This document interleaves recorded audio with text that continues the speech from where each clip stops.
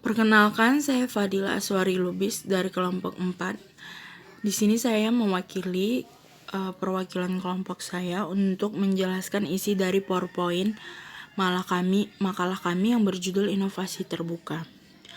Pengertian inovasi terbuka. Inovasi terbuka ini adalah di mana suatu perusahaan dapat mengkomersilkan ide yang dikembangkan sendiri maupun ide yang dikembangkan oleh perusahaan orang lain ataupun sebuah inovasi yang dikembangkan secara kolaborasi. Model-model inovasi terbuka. 1. Funding innovation, yaitu fokus pada memberikan bantuan untuk semangat inovasi. Kedua, generating innovation. Strategi ini memiliki 4 tipe organisasi yang biasanya menggunakan ini. Yang ketiga, commercializing innovation. Innovation ini terbagi menjadi innovation one step center dan innovation marketers.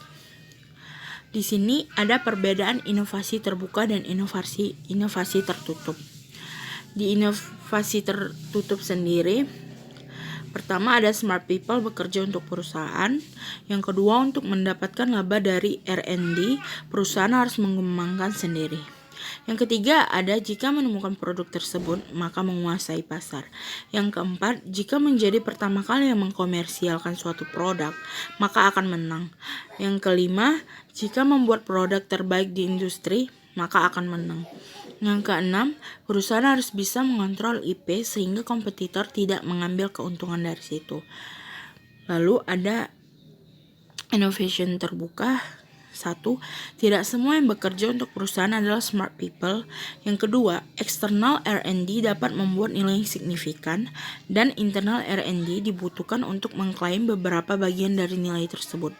Yang ketiga, tidak bisa mendapatkan laba hanya dengan riset. Yang keempat, membuat bisnis model yang lebih baik merupakan lebih baik daripada menjadi yang pertama kali memasuki pasar. Yang kelima, jika mampu menjadi yang terbaik dalam membuat penggunaan internal dan eksternal ide, maka akan menang. Yang keenam, perusahaan harus mendapatkan laba dari penggunaan IP oleh perusahaan lain dan perusahaan seharusnya membeli IP perusahaan lain untuk keuntungan bisnis. Lalu ada kelebihan inovasi terbuka. Yang pertama, potensi untuk pemasaran viral. Yang kedua, terdapat potensi peningkatan produktivitas pembangunan. Yang ketiga, penggabungan pelanggan di awal proses pembangunan. Yang keempat, meningkatkan akurasi untuk riset pasar dan penargetan pelanggan. Yang kelima, potensi sinergisme antara inovasi internal dan eksternal. Yang keenam, mengurangi biaya melakukan penelitian dan pengembangan. Lalu ada kekurangan inovasi terbuka. Yang pertama, menyelaraskan strategi inovasi untuk melampaui perusahaan untuk memaksimalkan laba dari inovasi eksternal. Yang kedua, potensi organisasi penyelenggara kehilangan keunggulan kompetitif mereka sebagai konsekuensi dari mengungkapkan kekayaan intelektual.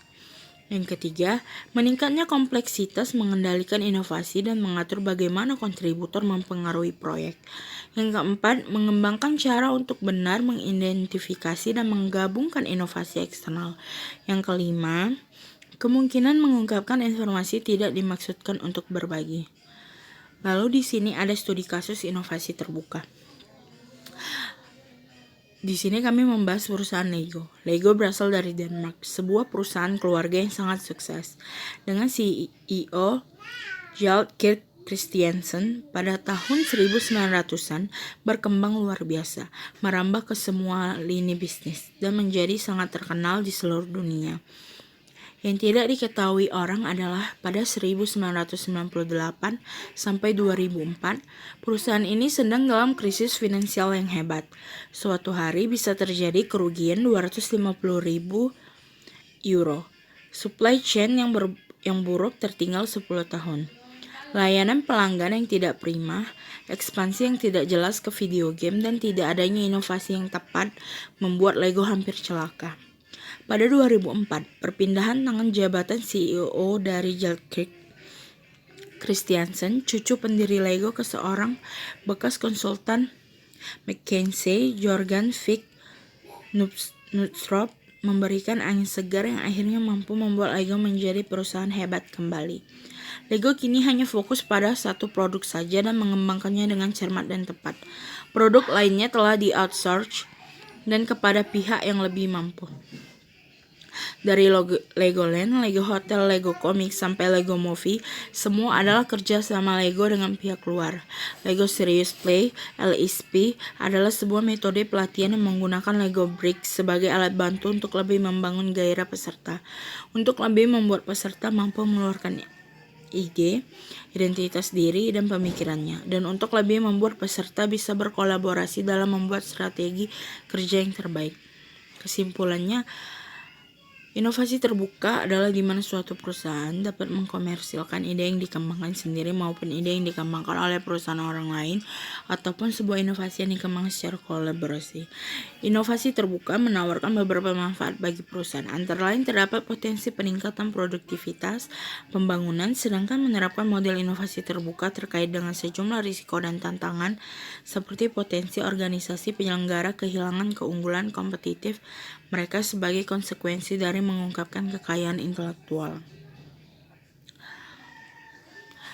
Hanya itu saja yang dapat saya sampaikan. Apabila ada kesalahan dalam penjelasan saya mohon maaf. Terima kasih.